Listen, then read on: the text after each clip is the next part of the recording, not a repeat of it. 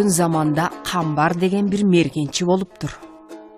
Күндөрдүн биринде Камбар аңуулап жүрүп, кулакка абдан жагымдуу мукам үн угат. Бул кандай мукам үн? Деп таң калып издеп барса, шамалга термелген bir бутактан bir бутакка илинген кайберендин ичегисинен үн чыгып жаткан болот. Ошентип керилген ичегиден сыйкырдуу үн чыгаарын көргөн Камбар ичегини колуна түрүп үйүнө алып жөнөйт. Баягы ичегини жыгаштын бетине тагып үн чыгарат. Жыгаштын ортосун көңдөй кылып оюп, мындан да керемет үн чыгаарын сезип, үстүнө капкакчап ичегини тагат.